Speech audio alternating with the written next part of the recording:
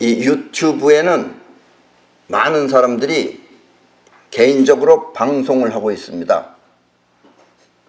요즘은 아마 유튜브 쪽을 보는 사람들이 더 많을 것입니다. 기본적인 방송국보다는. 그 중에서도 이 서재 앞에서 많은 책을 배경으로 하여 방송을 하는 사람들이 있습니다. 이렇게 많은 책 앞에서 방송을 하면 그 사람은 왠지 모르게 많은 것을 알고 있는 그런 전문가처럼 보입니다. 물론 그 책을 모두 읽은 것인지 아니면 그저 장식일 뿐인지는 알 수 없으나 어쨌든 많은 책과 함께 있으면 그 사람은 당연히 지성인처럼 보이는 것입니다. 우리 마음은 크게 두 가지 작용이 있습니다. 하나는 보고 들어서 그 저장된 안에서, 그 저장된 세계 안에서 생각하고 판단하는 자의식과, 또 하나는 그 나라는 자의식을 뛰어넘어 생명력을 통해 세상을 직접 느껴 하는 기감입니다. 기감이라는 건 기로 느껴서 한다, 이런 뜻이에요. 자의식 안에 저장된 내용을 통해 생각하고 아는 것을, 우리 자의식 안에 보고 들어서 자의식 안에 저장된 내용을 통해 생각하고 아는 것을 지식이라고 하며, 지식이죠. 또 자의식이라는 나를 넘어 생명 에너지를 통해 세상을 직접 느껴 아는 것을 지혜라고 합니다. 이게 지혜예요. 그리고 보통 배워서 아는 것은 지식이고, 때문에 많은 책을 읽어서 아는 것은 지식, 그리고 기감을 통해 있는 현실을 바로 아는 것은 지혜인 것입니다. 물론 많은 책을 읽었다고 하여 기감이 없다는 뜻은 아닙니다. 해박한 지식과 함께 기감이 작동하면 더 좋은 아이디어를 낼 수도 있습니다. 이렇게 많은 것을 공부하여 아는 것을 옛날에 공자는, 중국의 공자는 학이지지라고 하였습니다. 학이지지는 곧 학습을 통해 안다는 뜻입니다. 그러나 학이지지는 한계가 있습니다. 학이지지는 한계가 있어요. 그 한계를 뛰어넘지 못하게 하는 걸림돌이 바로 그 지식입니다. 그런데 온 우주를 전부 다 이해할 수 없는 이유는 그 아는 지식이 회방을 놓기 때문에 그래요. 처음엔 몰라요, 이거를. 반면에 공부하고 배우는 자신을 뛰어넘어 생명력을 통해 세상을 직접 아는 것을 옛날에 공자는 생이지지라고 하였습니다. 생이지지는 이렇게 학이지지와 달리 스스로 아는 것을 말하며, 이렇게 스스로 아는 사람을 태어나면서부터 아는 자라고 하는 것입니다. 그래서 공자는 생이지지를 태어나면서부터 아는 자라고 표현했어요.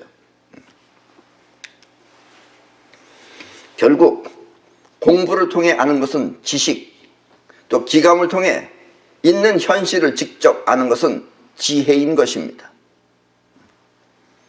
지식은 주관적으로, 자기가 공부해서 하는 거니까 주관적으로 내 안에 저장된 안다는 거예요. 안다, 알미지만 지혜는 객관적으로, 눈 밖의 세계니까 객관적으로 있는 현실이나 작용을 직접 파악하여 아는 알미입니다. 그래서 공부를 많이 한 사람들은 아는 건 많아요. 아는 건 많은데 갑자기 무슨 일이 벌어지면 어떻게 해야 할지 당황하게 잘 대처를 못합니다. 금방 대처할 수 있는 건 지혜가 있어야 돼요. 지식 가지고는 안 돼요, 그게.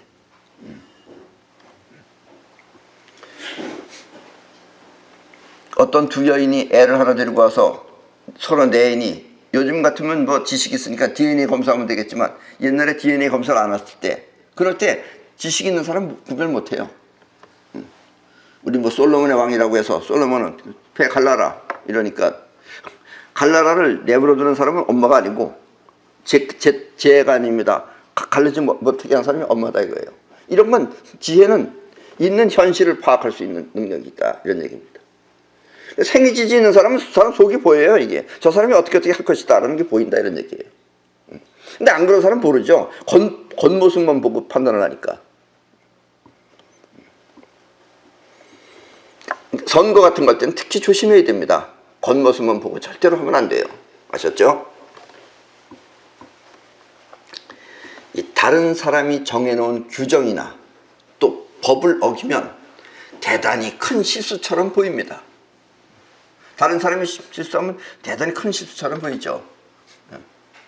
그래서 어떻게 그럴 수 있냐며 이해가 되지 않는다고 말하는 사람도 있습니다. 이해가 안 돼. 어떻게 저럴 수가 있어 사람이. 그러나 자기도 모르게 실수를 하여 그 규정을 어겼다면 그때는 그 잘못이 별것 아니라고 뼈저리게 느끼게 됩니다. 자기가 남의 거 볼 때는 뭐 대단한 것 같지만 자기도 그런 일을 저질러 놓으면 별거 아닌 거다 이런 얘기예요. 이렇게 경험을 통해 아는 것을 본의지지라고 합니다. 경험을 통해서 아는 것은 본의지지예요. 즉 본의지지는 다시 말해서 스스로 곤경에 처해봐야 안다는 뜻입니다. 남의 것 할 때는 뭐 대단히 나쁜 사람 같고 뭐 어쩌고 저쩌고 하지만 본인도 자기도 모르게 그런 일을 저지르면 그때는 별거 아닌 거였구나 하는 걸 느낀다 이런 얘기예요. 한마디로 곤경을 통해서 아는 것입니다. 그래서 한때는 남의 잘못을 신랄하게 비평하며 떠들던 그런 국회의원이나 또 방송인이 끝내는 자신도 그와 같은 처지에 놓였을 때 그들이 배우고 느끼는 바가 있다면 이것도 배우고 느끼는 바가 있어야 돼요. 그 끝내 또 못 느끼는 사람도 있어요. 있다면 그것은 바로 본의지지입니다. 요즘 이렇게 세상을 발칵 뒤집듯이 문제를 일으킨 국회의원과 방송인이 또 이상하게 성씨가 같아요. 성씨가 같은 성씨라고 해서 손남 손녀라는 말이 생겨나기도 했습니다. 그래서 우리 상식적으로 봤을 때 이 남자 아나운서라는 사람이 있는데 이 사람은 우리 일반인들이 다 알아요. 그 사람 죄 없다는 거.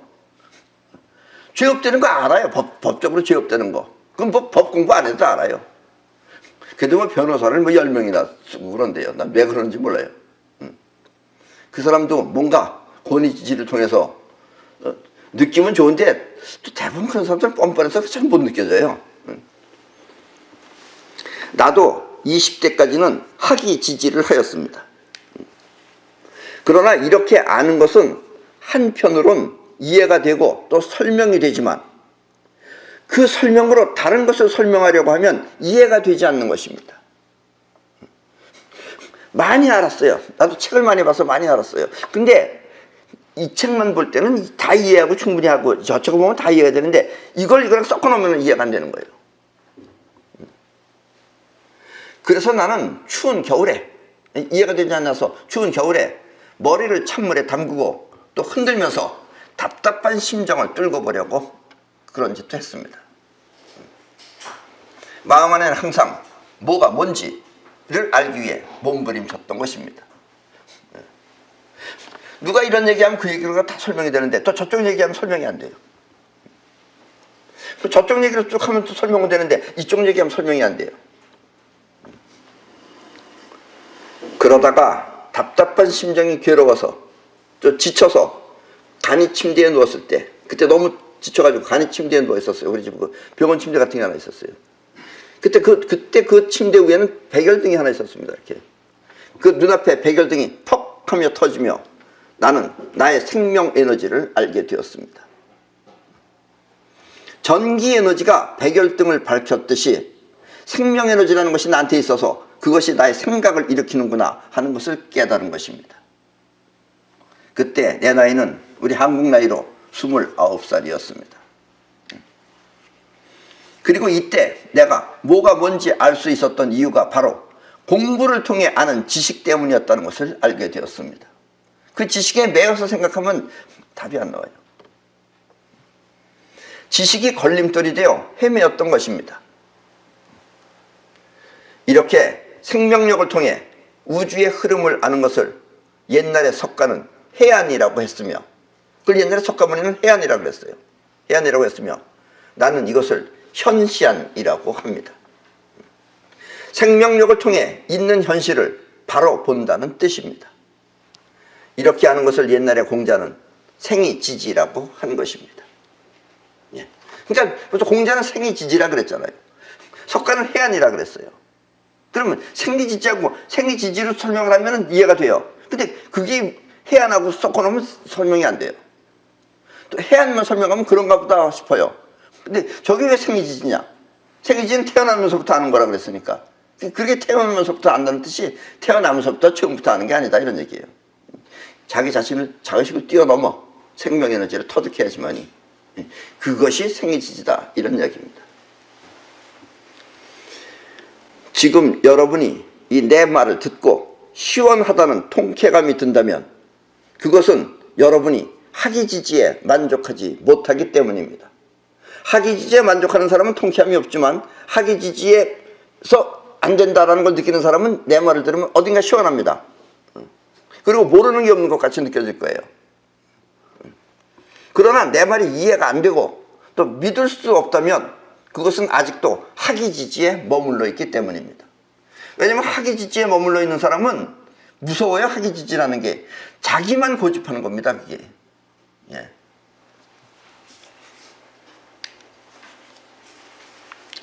아직 뭐 사실인지 아닌지 밝혀지지는 않았지만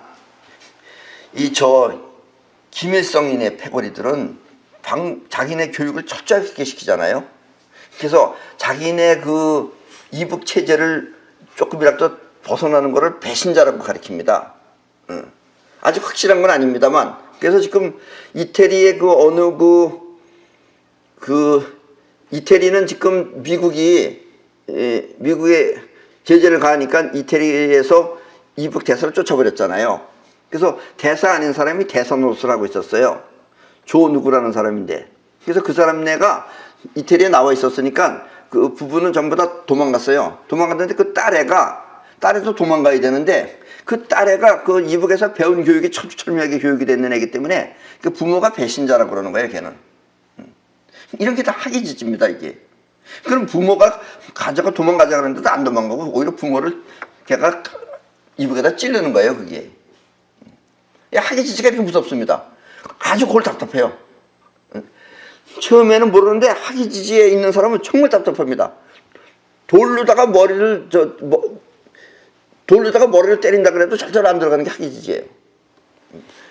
왜냐하면 학이지지는 학습을 통해 배운 지식에 머물러 있게 되면 그것이 바로 답인 줄 알고 요지부동하게 믿기 때문입니다. 그러나 이렇게 하는 지식으로는 결코 우주의 이치를 알 수 없습니다.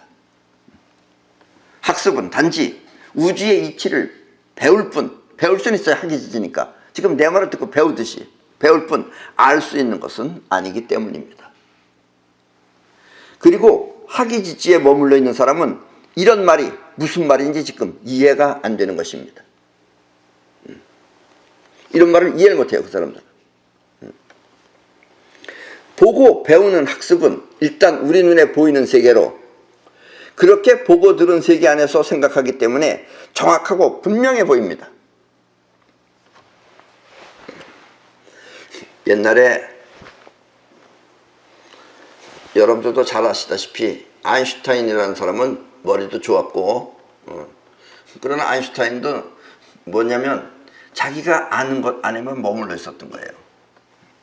그때 아인슈타인보다 나이가 어디 젊은 친구가 있었어요. 그 친구 이름은 하이젠베르크입니다.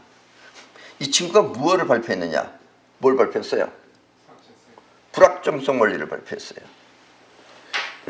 여러분들이 이제 생리지지를 터득하게 되면 그 불확정성 원리의 세계를 이해하게 됩니다. 근데 학이지지에 머물러 있으면 그 말이 뭘 부족해서 모르는 것 같은 말처럼 들리는 거예요. 그래서 보고 배우는 학습은 일단 우리 눈에 보이는 세계로, 보고 배우려면 보여야죠. 그렇게 보고 들은 세계 안에서 생각하기 때문에 정확하고 또 분명해 보입니다. 그러나 어느 한 부분일 뿐 그 이론을 다시 다른 곳에 놓고 해석하면 해석이 되지 않는 것입니다. 예를 들면 햇빛은 우리 눈에 보이는 입자입니다. 우리 눈에 보인다는 건 입자기 때문에 보이는 거예요. 그래서 햇빛은 입자예요. 입자지만 그것이 멀리 퍼져나갈 때는 입자가 아니라 파동으로 전달되는 것입니다. 그래서 입자라는 사실을 알면 그것이 왜 퍼져나가는지 알 수 없고, 또 파동이라는 사실을 알면 왜 우리 눈에 보이는지 설명이 되지 않는 것입니다. 파동은 우리가 볼 수 없거든요. 여러분들 라디오 소리 들으면서 그게 보여요? 안 보이는 이유는 파동이기 때문에 안 보이는 거예요. 근데 햇빛은 입자지만 또 파동이에요. 그러니까 퍼져나가잖아요. 그러니까 두 개가 설명이 안 되는 거다 이런 얘기예요. 입자를 알면 파동이 설명 안 되고, 파동을 알면 입자가 설명 안 되고. 마치 코끼리의 코가 물렁하다고 아는 사람은 코끼리의 상아가 왜 딱딱한지 이해할 수 없는 것과 같습니다. 이 학습하는 방법이에요. 그러나 생이지지로 알면 빛이 바로 아프락사스로 입자와 파동이 서로 다른 하나라는 사실을 알게 됩니다. 그러니까 아프락사스는 입자와 파동이 결국은 같은 거다라는 걸 아는 것은 생이지지이기 때문에 알 수 있다 이거예요. 학습으로는 안 알아진다 이거예요. 빛은 빛은 이해할 수 있어요. 저 입자로서 이해할 수 있어요. 파동으로서 이해할 수 있어요. 얘가 얘다 이건 안 되는 거예요. 지금 말이 안 되잖아요. 입자가 파동이다라는 게. 코끼리 역시 말랑한 부분도 있고 또 딱딱한 부분도 있다는 것을 알게 됩니다. 생이지지를 얻으면 그게 보인다 이런 얘기예요. 학이지지는 안 된다 이런 얘기입니다. 이렇게 생명력을 통해 있는 자체를 바로 아는 것을 지혜라고 합니다. 학습은 수동적으로 배워서 알지만 현시아는 능동적으로 에너지가 직접 살펴서 아는 것입니다. 두 여인이 나타나서 지혜입니다. 그래? 너 진짜 네 애냐? 예, 그렇습니다. 너 진짜 네 애냐? 예, 그랬습니다. 야, 칼로 똑 반 잘라서 나눠줘라. 그러니까 지혜가 아닙니다. 그 한 여자는 가만히 있었고 한 여자는 그의 지혜가 아니라 그랬어요. 그러니까 솔로몬이 뭐라 그랬어요? 저 여인의 애다. 쟤를 줘라. 쟤를 잡아라. 감옥에 넣어라. 지혜가 있잖아요.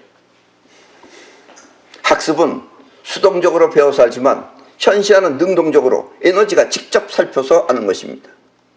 그래서 지식은 답을 통해 의문점이 생기고, 지식은 오히려 그 답을 통해서 의문점이 생기고, 지혜는 있는 사실을 직접 느껴 아는 답인 것입니다.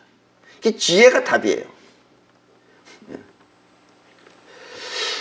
여러분들은 혹시 이 대통령을 뽑거나 누굴 뽑을 때 내가 뽑는 사람 뽑으면 정말 대한민국 잘 됩니다. 그런데 자기 좋은 대로 뽑으면은 뭐가 좋은 건지 모르고 뽑으면, 안 그랬으면 지금 우리나라가 훨씬 더 발전될 수도 있었는데. 이 말은 지혜가 오리지널, 원본이라면 지식은 이미테이션이라고 하는 것과 같습니다. 지혜는 현시안을 통해 직접 보는 팩트라는 건 사실이라는 뜻이에요. 지혜는 현시안을 통해 직접 보는 팩트지만 지식은 자의식이 가공한 이미지일 뿐인 것입니다. 그래서 생이지지는 시원하게 느껴지지만 학이지지는 어딘가 모르게 답답한 것입니다. 불가에서는 이와 같은 지식을 아름아리라고 합니다. 아름아리. 그러니까 암을 불가에서는 아름아리라고 해요. 그리고 아름아리는 그 아름아리로부터 많은 의혹이 생겨 자신을 뛰어넘지 못하는 걸림돌이 되는 것입니다. 아름아리로부터의 자유, 그것이 바로 지혜인 것입니다. 그러니까 아는 것으로부터의 자유가 지혜다 이런 얘기예요. 근데 이 아는 사람 보면 답답해요. 왜냐하면 자기가 알지 않는 일이 갑자기 벌어지면 어떻게 해야 될지 모르기 때문에 그래요. 또 이런 사람을 대통령으로 상실하다고 대통령 뽑아놓으면 나라가 또 답답해지는 겁니다. 빨리빨리 못해요. 전쟁 나면 이렇게 도망가야 되는 거지, 뭐 어떻게 되는 거지, 분간을 못해요. 그런 사람 절대로 지도자를 뽑으면 안 됩니다. 그런 의미에서 학이지지가 문제라면 생이지지는 답입니다. 학이지지는 알고 있는 나가 문제지만 생이지지는 눈앞의 현실이 답이기 때문입니다. 그래서 공자는 생이지지를 태어나면서부터 아는 자라고 한 것입니다. 옛날에 공자 선생님께서는 생이지지를 태어나면서부터 아는 자라고 그랬어요. 문제는 이와 같은 사실을 학이지지가 알아야 하는데 학이지지는 이와 같은 사실을 몰라 알고 있는 자신을 내세우는 것입니다. 그래서 학이지지는 학문을 내세우는 게 아니라 자기를 내세우는 거예요. 그러니까 생이지지는 그거하고 안 싸우죠. 생이지지는 그러고 있는 사람은 그냥 그런가 보다 하는 거지 싸우면 안 되잖아요. 그게. 옛날에 중국의 유명한 선사라고 하는 조주 선사인가 하는 사람이 있었어요. 그래서 어느 날 갑자기 그 선사가 어디 마당에 있다가 이제 안으로 안채로 들어가려고 이렇게 마룻바닥 같은 데 탁 올라가려고 하는데 누가 옆에서 탁 물어봤어요. 선생님, 스님, 깨달음이 무엇입니까? 그 조직을 했어요. 뜰 앞에 잣나무니라. 무슨 얘기였어요? 그냥 있는 그 자체가 다 깨달음이다 이거예요, 이 세상에. 그런 말이에요. 요즘 그 조주가 옛날에 올라갔던 거기를 발견했어요. 거기가 잣나무가 대여섯 그루 있었어요. 그러면 요즘 사람들도 뭐냐? 저 잣나무냐 저 잣나무냐 이거 가지고 싸우고 있어요. 답답하겠어요. 어떤 잣나무가 상관없어요. 그 잣나무가 아니라 밤나무라도 돼요. 있는 것 자체가 다 있는 현실이니까 전부 다. 이게 전부 다 이게 다 사실이다 이거예요. 이게 진리다 이거예요.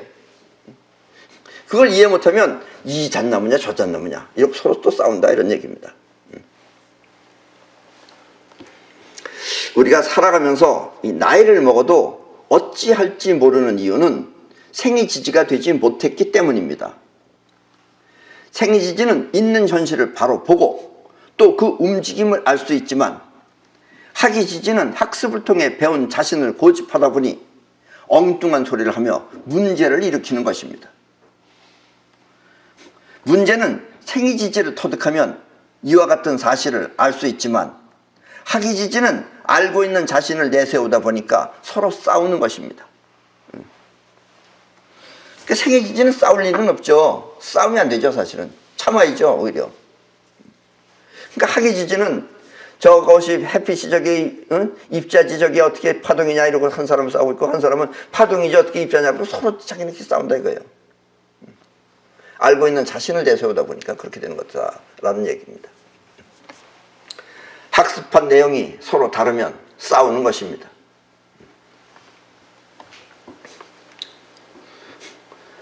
요즘은 뉴스에 보니까 원래 이 재벌이라는 사람도 스스로 자기 혼자 힘으로 재벌이 돼야 됩니다. 그래야지 다 영혼이 다 겪고 올라와서 어떻게 이렇게 대처하는 방법 이런 것도 하는데 또 그런 사람들은 사람 귀하다는 걸 알아요. 그런데 요즘은 이제 우리나라 재벌들이 거의 다 물려받은 2세, 3세들입니다. 그러니까 물려받은 틀 안에서 물려받다 보니까 사람 귀한 줄 모르는 거예요. 그래서 어떤 사람은 자기 마음에 안 들면 운전기사도 그냥 막 갈아치우는 거예요. 또 온갖 갑질을 하면서. 또 또 어느 회사는 그 할아버지는 굉장히 괜찮은데 그 사람 굉장히 괜찮았어요. 어떤 날아다니는 자동차 회사 사람인데 그 사람들 그 여자들 그 목소리 들으면은 섬찟해요 가슴이.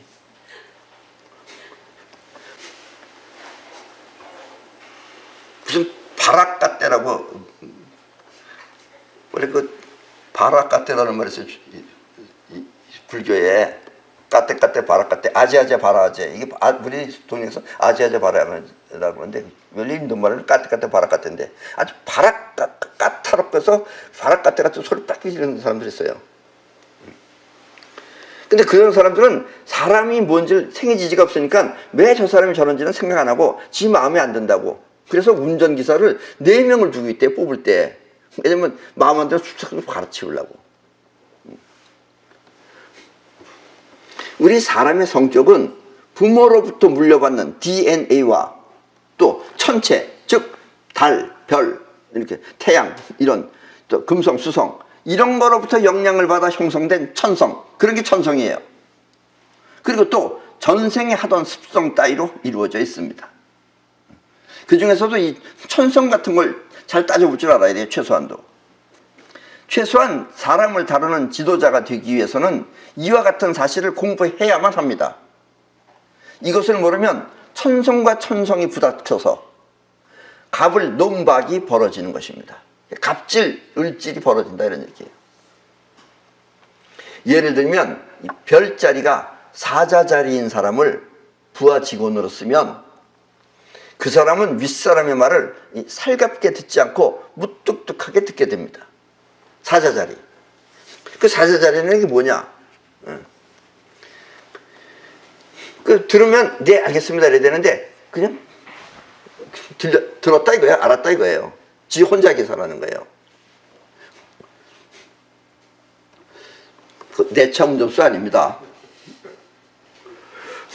그러면 윗사람은 자기 말을 잘 듣지 않는 것 같고 또 윗사람은 자기를 무시하는 것 같아서 그 사람한테 고래고래 소리를 지르면서 갑질을 하는 것입니다. 이 사자자리라는 게 뭐예요? 사자는 원래 동물의 왕이기 때문에 그와 같은 특성이 있다고 해서 사자자리라고 붙인 거예요. 그 사람이 뭐 사자처럼 그래서 그렇다는 게 아니고 그 사자자리의 특성이 그런 거다 이런 얘기예요. 그러니까 들어도 다 알아들은 거예요. 살갑지 않게 해서 그러는 거지 충분히 알아들은 거예요. 그러니까 거기다 갑질을 하면서 막, 손으로 딱 운전하는 사람은 뒤에서 찔러가면서 관둬라 내놔라 욕을 또 막 해가면서 그러니까 또 그 사자자리 운전수는 아닙니다 그렇지 않습니다 아니랬는데도 거기다 갖다가 너 그만둬 내일 그만둬 이러면서 이렇게 사자자리의 특성 같은 걸 모르면 그 특성이 못마땅한 태도로 보이는 것입니다. 그리고 갑질을 한다 이거예요. 그러니까 지도자가 되려고 그러면 이런 정도는 다 알고 있어야 된다는 얘기입니다. 그래서 그래야지 사람을 쓰죠. 사람이 못해서 그런 게 아니에요. 그런 특성이 다 틀리면 어쩔 수 없는 거예요 그게. 우주는 왜 그렇게 만들어놨느냐 그래야지 굴러가는 거예요 그게. 다 똑같아 봐요. 그러면 정지해 있어요. 그 우주는 움직여야 되기 때문에 이런 사람 저런 사람 다 그래서 나중에 알고 보면 공부하면 재밌습니다. 그리고 다 이해가 돼요 이제 그때는. 내 차 운전하는 사람도 사자자리인데 이거 듣고 얼마나 놀랐겠어요. 이 나 얘기인가 보다 하고. 또 이 정치하는 사람들 아직 우리나라는 정치가 수준 미달입니다. 정치하는 사람은 먼저 이 어떤 나라를 만들 것인지는 세계가 분명해야 됩니다. 세계. 이거 지금 잘 이해가 안 될 거예요. 왜냐면 우리나라는 아직까지 이 말이 잘 안 들리는 나라입니다. 지금 이 세계라는 말의 뜻이 무엇인지 모르면 그 정치하는 그 사람은 자신이 곧 이 자신이라는 나가 곧 추구하는 세상인 줄 압니다. 자기가 추구하는 세계가 있어야 돼요. 그걸 위해서 해야 돼요. 그게 정치죠. 근데 그걸 모르면은 자기가 곧 추구하는 세상인 줄 알아요. 자기 심정이. 그래서 나라를 위해서는 기분 나빠도 나라한테 해를 끼쳐서는 안 되는데 자기 기분이 나쁘다고 하여 나라에 해가 되는 일을 하면 그 사람은 반역자가 되는 것입니다. 예. 나는 뭐 정치 얘기는 하고 싶지 않지만 뭐 예를 들면 지난번에 우리나라의 최초의 그 탄핵이라는 게 벌어졌잖아요. 이게 야당만 가지고는 탄핵이 안 되는 겁니다. 인원수가 모자라서. 그럼 누가 했느냐? 여당이 가입한 거예요. 탄핵에. 그래서 지금 나라가 이 개판이 됐어요. 그러니까 여당이었던 사람들이 탄핵에 가담했던 사람 다 반역자입니다. 그 사람들은 나라를 위해서가 아니에요. 자기를 위해서 한 거예요. 그게. 뭔가 섭섭하다고 배신한 거예요. 이런 건 반역자예요. 그 또 반역이라는 것도 그렇게 어마어마하게 무시한 것도 아니에요. 본인이 생각할 때는 고니지지라고 해서 본인이 생각할 때는 별거 아니에요. 자기 단지 기분 나빠서 저쪽에 가담한 것 뿐이에요. 별건 아니지만 그렇게 나라는 이 모양이 된다 이거예요. 또 그런 사람들이 지금 또 돌을 묵혀놓으면 또 지금은 또 그런 사람들이 지네들이 또 나라를 구해갔다 그래요. 얼마나 웃기는지 몰라요. 그 사람들은 내가 여기 대한민국의 대통령이 아닌 거 정말 고맙게 생각해야 됩니다. 그 사람들은 반역자입니다. 아셨죠? 그러니까 어떤 나라를 만들 것인지 하는 그런 세계관, 세계가 분명해야 백성들이 그 세상에서 행복하게 살 수 있는데, 이것을 모르고 무작정 사람만 내 편으로 만들려고 하면 편 가르기 싸움이 벌어지는 것입니다.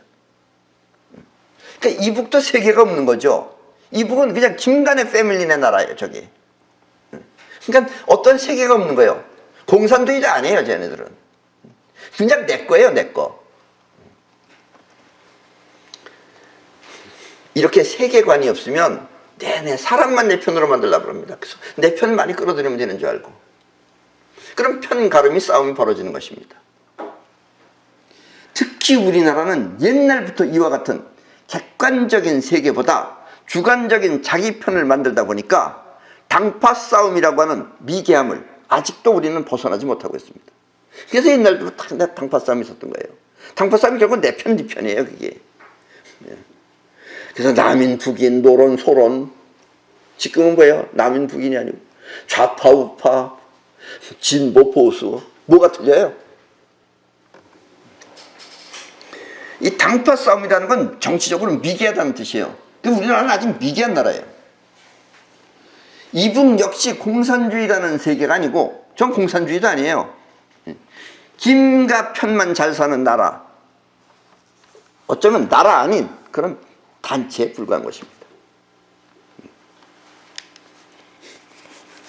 만약 지금 우리 대한민국 사람들이 이와 같은 세계와 당파를 분명하게 잘 구별할 줄 모르면 우리나라는 경제적인 발전이 있다 하더라도 정치적 미개함을 벗어날 수 없습니다. 그러나 지금의 현실과 위기를 잘 파악하여 무엇이 정치적으로 미개한 것인지를 분명하게 안다면 우리는 전 세계를 이끌고 갈 위대한 정신 문명을 창조하게 될 것입니다. 그리고 지금이 바로 그때예요. 위험한 때예요. 우리나라는 원래 정치 안 하는 사람들이 대단히 위대한 사람들입니다. 옛날에도 그랬잖아요. 오죽했으면 스님이 임금한테 10년 전부터 일본이 쳐들어오니까 10만 대군을 기르시오. 그 끝내 대왕이 말을 안 들으니까, 왕이 말을 안 들으니까. 그렇다고 뭐 우리나라가 뭐 소림사가 있는 것도 아니고 뭐 당랑 18권을 한 것도 아니고 스님이 나라가 나라를 구하지 못하면 우리가 나라를 구한다. 여러분이 임진왜란에 간 역사책을 보세요. 어디 가든지 다 중이 들어있어요. 그 안에. 명량 영화를 보세요. 거기도 다 중들이 있어요. 그게 다 중들이 나라를 구한 거예요. 또 누가 싸웠느냐? 여자들이 싸웠어요. 여자들이. 오죽하면 여자들이 행주 치마에다가 돌멩이 들고서 돌 던져가지고 그래 일부 사람 쫓아냈어요. 지금도 우리나라는 그런 위기에 처해 있습니다. 지금 만들어야 할 나라, 즉 객관적인 세계를 모르면 우리는 주관적인 내 편을 만들고, 이렇게 만들어진 또 다른 내 편과 싸우다 보면 그것이 한이 돼요. 네 편 내 편이 싸우다 보면 이제 한이 되는 거예요. 한이 되어서 우리나라는 한많은 내내 한만도라죠. 한많은 그런 대한민국이 되는 것입니다. 여기서 대한민국의 한자는 나라 한자가 아니에요. 한많은 한자지. 그래서 한많은 민국이 되는 것입니다. 그래서 내내 한많은 하고 노래 부르고 있잖아요. 그게 객관적이지 않은 나라에 살기 때문에 그래요. 주관적이기 때문에. 아직 우리나라 사람들은 객관적인 세계가 무엇인지 잘 모릅니다. 그래서 우리나라 사람들은 서로 한만타 하다 보니까 정치라는 것은 미래를 바라보고 앞으로 무엇을 향해서 갈 것인가, 이걸 해야 돼요. 더 발전된, 더 안정된. 근데 그게 없어. 그러니까 밤낮 뭐 하느냐? 대통령 하나 되면 옛날 거 가지고 내내 과거 가지고 싸워요. 물론 실수들 했죠. 대통령이로서 그냥 대통령 월급만 받고 일해야 되는데 해먹으려고 그러니까. 그래가지고 지금 어느 대통령은 집 한 채 있는 거 지금 그 사람 여지까지 29만 원 가지고 여지까지 살려면 얼마나 힘들겠어요. 몇 년 동안. 손가락 빨고 살았을 것 같은데 그걸 또 지금 집 뺏겠다고 지금 아주 개털됐어요. 여러분들 절대로 대통령 되면 안 됩니다. 아셨죠? 대통령 될 바에 차라리 저 복덕방 하세요. 그게 더 좋아요. 아니 빵집 하시든가. 빵집을 지가 먹을 수도 있잖아요. 예. 그거 봐요. 대통령 해가지고 아마 그 29만 원 있다는 얘기 한 몇 년 된 것 같은데, 예. 가까이 있어서 내가 좀 도와줘서 밥 정도 사줄 수 있는데. 그래서 우리는 아직까지 선진국이 되지 못하는 것입니다. 여러분들 우리나라 선진국이라 생각하시면 절대로 안 돼요. 조금 잘 산다 그래서. 선진국이라는 이름은 어떤 세계의 나라라는 뜻입니다. 그것이 분명해야 돼요. 그래서 선진국은 다 분명해요. 뭔가 나름대로. 산업국가 뭐 어쩌고 뭘 위해서. 때문에 선진국은 추구하는 세계가 있어서 그 세계를 상징하는 당을 만들고 당을 만들고 또 그 당을 꾸준히 지켜오고 있습니다. 그래서 선진국이라는 나라 가면 당이 두세 개밖에 없어요. 땅덩어리가 우리보다 몇십 배 이상 더 큰 나라도 추구하는 당이 두세 개 정도밖에 안 되는데, 우리나라는 이 원하는 세계, 이게 만들려고 하는 그런 원하는 세계보다 나를 위한 당을 만들다 보니까 지금 현재 나라에 등록된 당만 해도 30개가 넘으며 정식당이 30개가 넘어요. 이렇게저렇게 다 합하면 80개 정도 된대요. 외우지도 못해요, 우리나라는. 또 언제 바뀌었는지 모르게 당 이름이 수시로 바뀌는 것입니다. 예. 그래서 무슨 당인지 모르잖아요. 갑자기 또 무슨 당이었더라. 이제 생각도 안 나요. 갑자기 또 이름이 또 자유한국당이 됐다가 또 그 전에는 또 뭐였더라. 그게 무슨 당이었어요, 원래. 나 대한민국 사람인데 알고 싶지 않아요, 그게. 하도 바뀌어가지고. 그래서 우리나라는 아직까지 선진국이 되지 못하는 것입니다. 나라의 지도자도 그 세계를 지키고 또 발전시키는 일에 전심전력을 다해야 나라가 더욱 강해질 텐데, 그렇지 않고 개인적인 욕심을 부리다 보니까 임기가 끝나면 줄줄이 감옥에 가는 그런 사태가 벌어지는 것입니다. 그리고 이렇게 대통령 된 다음에 감옥 가는 게 정해져 있는 나라는 대한민국밖에 없어요. 그래서 우리나라는 당을 한 2개 정도 만들면 돼요. 만약에 우리가 자유민주주의를 선호하면 자유민주당을 하나 만들든가, 아니면 또 이제 감방당이라든가 이런 걸 하나 만들어가지고 두세 개 만들면 돼요. 예. 이 선진국이 되기 위해서는 먼저 어떤 나라가 될 것인가는 세계관이 분명해야 합니다. 왕이 있어가지고 왕을 중심으로 하여 사는 나라가 되려면 입헌군주국이 되어야 하고, 또 국가가 백성들의 모든 편의를 봐주며 잘 살기 위한 나라가 되려면 사회주의 국가가 되어야 하며, 이북 사회주의 아닙니다. 저런 걸 사회주의라고 생각하면 안 돼요. 사회주의는요, 나라가 다 해주는 거예요. 병원도 공짜예요, 다. 학교도 원래는 공짜입니다. 근데 하도 사람들이 이제 일 안 하고 술만 먹고 그러니까 이제 학비는 조금 받는다 그래요. 그래서 취직하면 내도 돼요. 직접 안 내고. 이거 호주 얘기하는 겁니다. 예. 그런 게 사회주의지, 나라가 안 주는 게 사회주의가 아니에요. 나라가 다 대주는 게 사회주의지. 또 모두가 똑같이 일하고 똑같이 나누어 먹는 나라가 되려면 공산주의를 택해야 합니다. 그런데 이런 것들은 다 망하죠. 왜냐? 이렇게 되면 영혼이 작동을 안 해요. 영혼이 할 일이 없어요. 그러니까 망하는 거예요. 그렇지 않고 국민이 주인이 되어 스스로 경제력을 부강하게 키워 부유한 나라가 되고자 한다면 자유민주주의를 택해야 합니다. 우리나라 현재 헌법에는 자유민주주의 국가예요. 이렇게 먼저 원하는 세계가 분명해야 그 나라는 그렇게 되는 것입니다. 그리고 그 세계를 지키고 또 발전시키는 것이 정치가가 해야 할 일입니다. 그리고 그런 정치가를, 국민들은 그런 정치가를 확실하게 알고 또 선택해야 되는 거예요. 근데 국민도 마찬가지예요. 뭐 돈 조금 주면 때려 긁고 좀 바뀌어요. 그러니까 우리나라는 자유민주당하고 돈 주면 헷가닥 하는 거, 헷가닥 당하고 깜빵 가는 당하고 이렇게 한 3개 만들면 돼요. 예. 이와 같이 분명한 세계가 없이 나를 위한 나라를 만들려고 하면 그 세계는 분명하지 않아 현실로 이루어질 수 없는 것입니다. 그러니까 지금 대통령이 앞으로 나올 사람들도 먼저 어떤 세계를 만들어야 되겠다는 세계관이 분명해야 된다 이거예요. 그냥 내가 대통령 한번 해보겠다 이런 욕심으로 나오면 대통령 되지도 않는다 이런 얘기입니다. 생각이 분명해야지 그 분명한 게 현실에 나타나는 거예요. 그 분명하지 않은 생각은 현실로 나타나지 않는다 이런 이야기예요. 우리는 사이퍼에서 많이 배웠잖아요.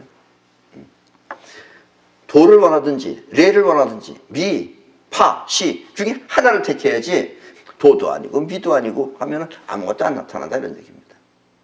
예. 때문에 지도자가 되려고 하면 먼저 분명한 세계관이 있어야 합니다.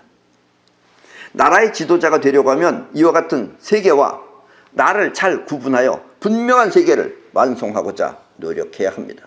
이게 정치가가 해야 할 일이에요. 물론 정치가가 아니라 자기 개인 문제도 마찬가지입니다.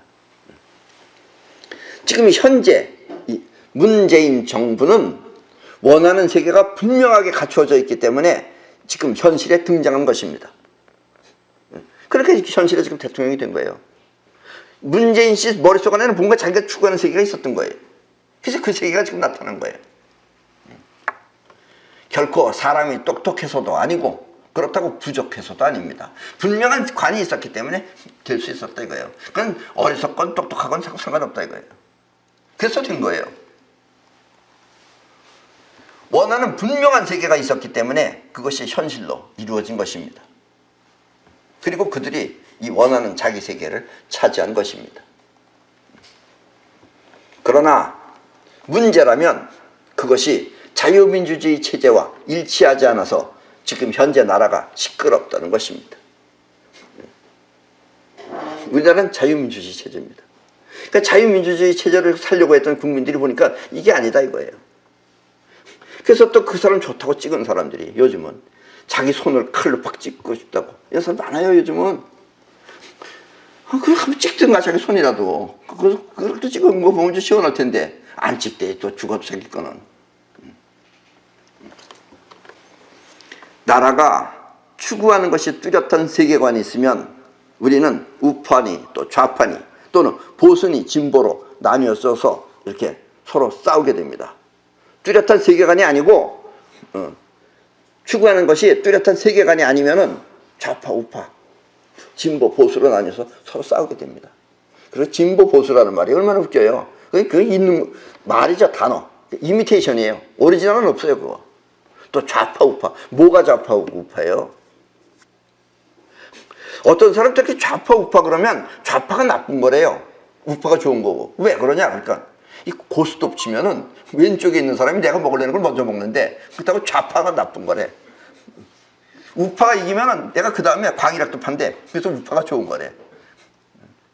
그래서 고스톱 치는 사람들이 만든 게 좌파 우파인 것 같아요 내가 보기에는. 게다가 이 추구하는 세계를 모르는 정치인은 만들려는 세계보다 오히려 사람을 또 많이 수용한다고 하면서 괜히 그 속 넓은 사람처럼 나는 많은 사람을 수용한다고 하면서 좌파가 됐건 우파가 됐건 하면서 중도파를 택하는데 이것은 자의식의 욕심일 뿐 결코 현실성이 없는 위험한 발상입니다. 그러니까 생리 지지를 얻지 않으면 이런 생각을 하는 거예요. 내가 좌파도 날 찍고 우파도 날 찍고 그래서 다 같이 하자. 다 끌어안자. 다 안 끌어안아줘요. 뭐 색깔이 분명해야죠. 그래서 다 끌어안겠다 그러면 그럼 나중에 가서는 이 사람도 날 안 도와주고 저 사람도 날 안 도와줘요. 모두를 끌어안는다는 것은 결국 현실성이 없이 또 다른 하나의 파벌을 만드는 것입니다. 그래서 그 사람은 좌파도 아니고 우파도 아닌 중간파를 하나 더 만드는 거예요. 결국은 어떤 나라를 만들게 했다는 세계관이 있어야 되는데 괜히 지가 이쪽도 끌어들이고 저쪽도 끌어들이고 엘리트도 끌어들이고 깡패도 끌어들이고 그 깡패한테 맞아요 나중에. 결국 중도라는 것은 강하게 이루고자 하는 세계가 없는 사람이 원하는 세계가 없는 거예요. 그 없는 사람이 선택하는 또 다른 파벌인 것입니다. 정치하는 사람들이 이걸 잘 알아들어야 돼요. 괜히 지가 무슨 예수님도 아니고 부처님도 아닌 사람이 갑자기 좌파도 받아들이고 우파도 받아들인다 그러면 틀림없이 누구 어느 한쪽 발로 다 짓밟힐 겁니다. 그리고 이와 같은 발상이 바로 미개한 정치입니다. 선진국은 뚜렷한 세계관이 있어요. 그리고 그 세계관을 만들려고 해요. 미개한 인간들은 꼭 사람 끌어들인대. 그러니까 너도 좋고 나도 좋으니까 다 날 찍어달라 이거지. 욕심은 그거예요. 그게 돼요? 안 되죠. 되도 않은 걸 하는 겁니다. 그게. 때문에 여러분이 지도자가 되고자 한다면 먼저 분명한 세계관을 갖추도록 하십시오. 그러면 대중은, 많은 사람들은 그 세계관을 보고 선택하는 것이지 여러분이 끌어안는다고 해서 안기는 것이 아닙니다. 뭐 아까 끌어안겠다 그러면 끌어안겨지겠어요 그게. 현실은 강하게 영혼에 각인된 세계가 나타납니다. 이 현실은 영혼에 강하게 각인된 세계가 나타나는 거지 끌어안는다고 이겨지는 게 아니다 이거예요. 그리고 우주는 옳고 그름을 선택하지 않습니다. 자기가 옳다는 거예요. 나는 좌도 받아들이고 우도 받아들인다. 얼마나 옳겠습니까? 우주는 그런 걸 원하지 않아요. 일단 먼저 강한 기가 승리하도록 만들어줍니다. 우주는 기파지 그렇게 뭐 착한 사람 편이 아니에요. 선악을 따지지 않고 강한 것을 먼저 선택하는 것입니다. 때문에 지도자가 되고자 하는 사람은 눈치를 보지 말고, 벌써 좌파 우파 다 받아들이겠다는 사람은 눈치 보는 거예요. 너도 내가 잘해줄게, 너도 잘해줄게. 먼저 이루고자 하는 분명한 세계관을 갖추도록 해야 됩니다. 자유민주주의면 자유민주주의 세계관을 내세워라 이런 얘기예요. 그리고 그 세계가 모두에게 감사 상태가 되도록 그런 세상을 만들어야 합니다. 그러면 그 나라는 나날이 번창할 것입니다. 또 그렇지 않으면 그 나라는 시끄러울 것입니다. 그리고 망할 것입니다. 덥다고 해서, 날씨가 덥다고 해서 태풍이 불면 그것은 고마움이 아니라 피해입니다. 더울 때 바람이 불면 좋죠. 시원하고. 그래, 그럼 내가 엄청 강한 바람을 주지 하고 태풍이 불면 그건 고마움이 아니고 피해입니다. 요즘은 그 자유한국당이라는 그 곳에 그 김진태 의원, 김진태 의원이 저 사람입니다. 텔레비 보시면 저 사람하고 또 청년위원이라고 해서 김준교라고 하는 저 사람입니다. 텔레비에 나옵니다. 저 사람이 강한 발언을 해서 욕을 먹고 있습니다.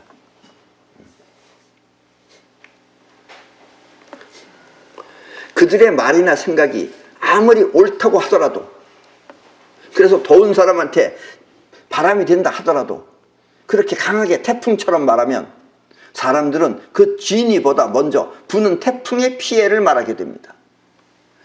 그러면 결국 옳다고 주장하는 그 자체가 사람들에게 또 다른 피해를 주는 것입니다. 옛날에 미국의 16대 대통령인 링컨은 대통령이 되기 위한 연설했을 때 링컨은 뒤에서 연설했어요. 근데 그 앞에 사람들이, 앞에서 강연한 연사들이 주로 무슨 얘기를 했느냐, 링컨을 비웃거나 링컨을 욕하는 얘기만 했어요. 내내.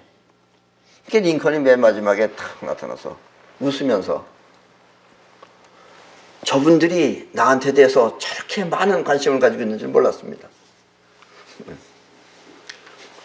내가 모르는 일까지 저 사람들은 다 알고 있습니다. 그런데 차라리 나를 생각할 시간에 미국을 위한 생각을 했다면, 내 생각을 하지 말고 미국을 생각했다면 저들은 분명히 훌륭한 대통령이 될 수 있다고 생각합니다. 내가 잘난 게 아니라 저분들도, 그러니까 나는 지금 미국에 대해서만 얘기하는데 저 사람들은 나에 대해서 맨 강의 얘기가 50분 동안 하라는데 40분 동안 링컨만 욕하는 얘기였어요. 미국 얘기를 했으면 저 사람들은 다 훌륭한 대통령이 될 수 있는 사람이라고 생각합니다. 그래서 요 말만 딱 했어요. 저 사람에 대해서는 아무 얘기도 안 했어요. 그리고 앞으로 미국이 나갈 길만 얘기했습니다. 링컨은. 그래서 링컨은 16대 대통령이 되었습니다. 정치는 옳고 그름의 문제뿐만 아니라 자신의 소견이 옳다고 생각하면 어떻게 그 소견으로, 그 옳은 소견으로 많은 사람을 끌어오느냐 하는 것이 중요합니다. 그러니까 링컨은 자기 소견을 말한 거예요. 그러니까 사람들이 전부 다 링컨의 소견 쪽으로 끌려온 겁니다. 저 사람들 욕하지 않았어요. 자유민주주의 국가는 남을 욕할 수도 있어요. 저 사람이 그렇게 느꼈는데 자기 생각이. 그러니까 날 아무리 욕해도 좋다 이거예요. 근데 날 욕하지 말고 그 시간에 미국을 공부하라 이거예요. 때문에 자기와 다른 생각을 갖고 있는 사람도 적이 아닌 동조하는 동지로 끌어들이기 위해 신경을 써야 합니다. 괜히 중도하려고 그러지 말고 오히려 끌어들이면 되잖아요. 그것은 옳고 그름을 따져 이해시키려고 하지 말고 그들의 마음을 유쾌하게 만들어주면 됩니다. 네. 어떤 사람은 그래요. 어떤 선생님은 이 부족자도 얼마 안 됩니까? 내겐 좀 힘들어요. 이게 쉬운 얘기가 아니에요. 나도 아마 재밌는 얘기로 하면은 코미디 같은 거 얘기하면 얼마든지 구독자 수 늘릴 수도 있어요. 그게 꼭 나한테 필요한 게 아니기 때문에 그러지. 또 아니면은 내가 좋아하는 취미 이런 걸 가지고 같이 얘기하면 취미는 훨씬 더 많은 사람들이 들을 수도 있죠. 그래서 요즘은 세상이 확 바뀌었어요. 요즘은 짐승도 사람을 먹여 살려요. 요즘은 사람이 짐승 먹여 살리는 거 아니에요. 그건 옛날 얘기예요. 요즘은 집에서 어떤 사람은 집에다가 고양이 키우는 거 그것도 내내 찍어가지고 올리면 그래서 구독자가 200만 300만 그래요. 이런 진리는 한 500명 되는데 고양이한테는 한 200만 300만 500만. 그러니까 그 사람은 고양이가 먹여 살려주고 있어요 지금. 예. 세상이 이렇게 바뀌었어요. 고양이도 그렇게 잘 쓰면 된다 이런 얘기예요. 근데 사람들은 고리타분하게 이렇게 내 얘기 같은 건 고리타분한 거예요. 이거는 오히려 좀 듣다 보면 단어가 다 처음 나오는 단어이기 때문에 이해를 못해요. 그러지 말고 유쾌하게 만들어주면 됩니다. 재밌으면 뒤로 딸려가요. 그러면 그들은 링컨처럼 링컨의 말을 듣고 링컨을 지지하게 되는 것입니다. 링컨은 재밌습니다. 말을 재밌게 해요. 이 복잡한 논리보다 유쾌한 즐거움이 동지가 되기 위한 마음을 여는 길이기 때문입니다. 때문에 많은 사람을 끌어안을 생각을 하지 말고 먼저 분명한 자기 세계를 드러내어 사람들로 하여금 선택하도록 하십시오. 저 사람은 확실히 자유민주주의 국가를 만들려는 사람이구나. 그렇지, 난 자유민주주의가 돼야지. 그럼 자유민주주의 하려는 사람 찍는 거고, 저 사람은 완전히 공산주의를 하려고 그러는구나. 난 공산주의 해야 되겠다. 그럼 공산주의 찍을 거예요. 일본도 공산주의 있어요. 거긴 있어요 다. 우리처럼 없는 게 아니에요. 거긴 당당하게 있어요. 우리도 그렇게 하면 되잖아요. 그게 세계라니까. 그러니까 올바른 세계로 대중을 이끌고 또 잘못된 현실은 몰아내는 것이 정치가가 해야 할 일입니다. 올바른 세계 안으로 대중을 이끌고 또 잘못된 현실, 지금 현재 이 현실이 잘못됐다면 그걸 몰아내는 것이 정치가가 해야 할 일입니다. 그러자면 먼저 우주처럼 이 블랙홀과 화이트홀의 기법을 잘 사용할 줄 알아야 합니다. 블랙홀이라는 건 뭐예요? 끌어당기는 게 블랙홀이에요. 화이트홀이라는 건 뻗어나가는 거예요. 그러니까 있는 걸 싹 청소하는 게 화이트홀입니다. 여기서 블랙홀이란 올바른 세계로, 그러니까 내가 추구하는 것이 자유민주주의 국가다 그러면 자유민주주의 국가로 대중을 끌어들이는 것이 블랙홀이고, 또 화이트홀이란 잘못된 현실을 바로잡는 것을 말합니다. 그래서 이걸 기법을 쓰면 된다 이런 얘기예요. 욕하지 말고. 때문에 앞에서 내가 말한 저 두 정치인은 혹시 이 영상을 본다면 이와 같은 우주의 뜻을 잘 헤아려서 다른 생각을 갖고 있는 사람도 유쾌하게 동참할 수 있도록 그런 성과를 내주기 바랍니다. 또 특히 요즘 지지하는 사람들이 좀 생겼다고 해서 만족하거나 기뻐하지 말고, 만족하거나 기뻐하면 그게 끝입니다. 그 사람은 현실적으로 이제 그게 끝나는 거예요. 기뻐하지 말고 최후의 목적이 달성될 때까지 마음을 비우고 최선을 다하기 바랍니다. 이것이 바로 정치의 정공법, 올바른 법이며 또 대중을 올바른 세계로 이끄는 블랙홀과 같은 기공법입니다. 행동은 영원히 하고 상상은 자의식이 합니다. 생각은 생각하는 건 상상이에요. 그건 어떻게 되냐, 현실이 아니고. 그러나 현실은 영원히 합니다. 때문에 영원에 각인된 분명한 세계는 현실에 나타났지만 자의식의 욕심은 현실과 불화를 일으킵니다. 그러니까 되지 않은 욕심 부리지 말라 이런 얘기입니다. 많은 사람들은 이것을 몰라 뜻한 바를 현실에 이루어내지 못하는 것입니다. 이렇게 뜻한 바를 현실에 완성시키기 위해서는 반드시 그 뜻을 영혼에 각인시켜야 합니다. 그러면 눈치를 보지 않아요. 눈치 보지 말고 하려면 영혼의 뜻이 확실하게 각인이 돼 있어야 해요. 그러면 그것이 또 많은 사람들을 끌어온다 이런 얘기입니다.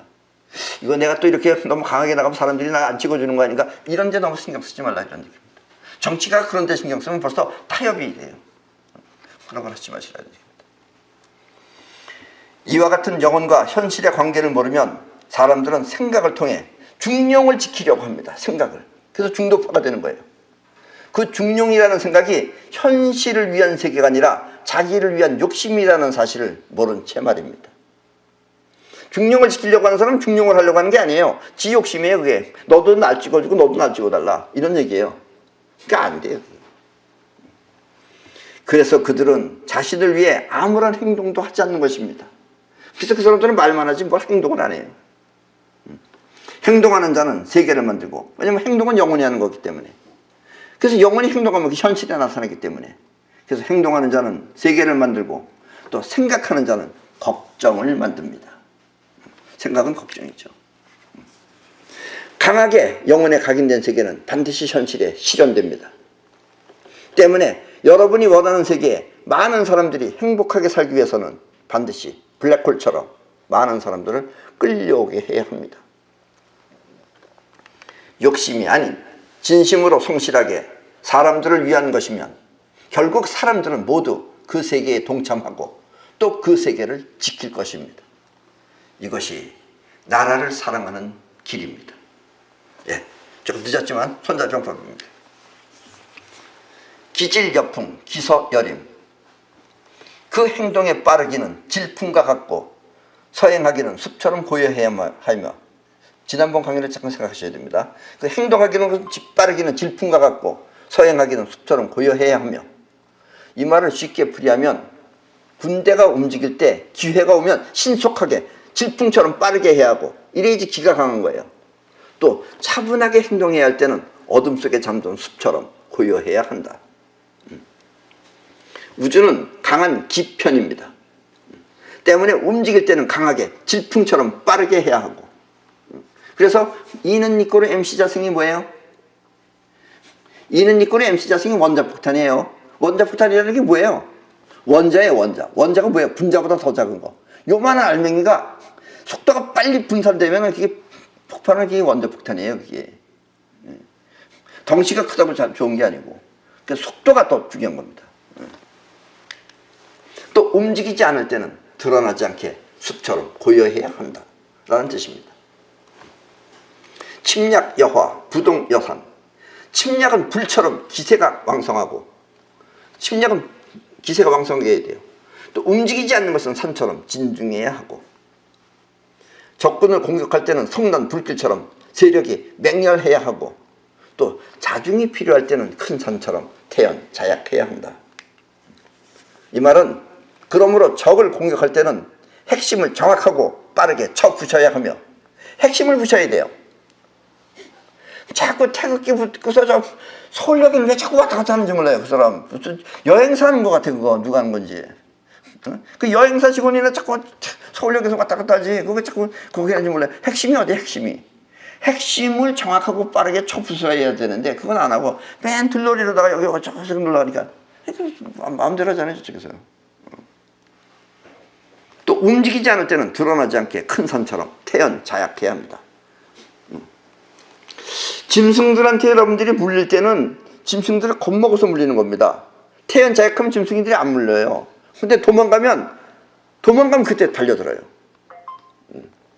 그러니까 드러나지 않을 때는 드러나지 않게, 움직이지 않을 때는 드러나지 않게 산처럼, 큰 산처럼 태연자약하게 하면은 걔도 가만히 보고서 있구나 이러고 가는데 저 도망간다. 그 뭔가 나한테 뭐가 있는가 보다 따라가는 거예요. 난지 여움, 동요 뇌정.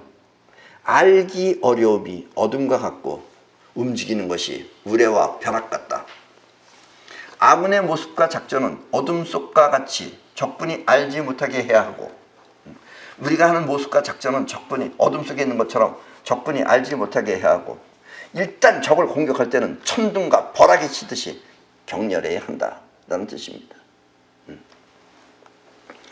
아군의 형체는 적이 알지 못하게 어둠처럼 깜깜해야 하며 적을 공격할 때는 천둥 번개처럼 격렬해야 적이 혼비백산합니다. 우주는 이렇게 기에 의해 움직이며 또 기를 통해 드러나기 때문에 사람이 필요하면 기로 끌어들이고 또 나쁜 현실은 기를 통해 제거해야 합니다. 그리고 기는 곧 우주에 널리 퍼져 있는 생명 에너지인 것입니다. 예, 그럼 오늘 강의는 이걸로 마치겠습니다.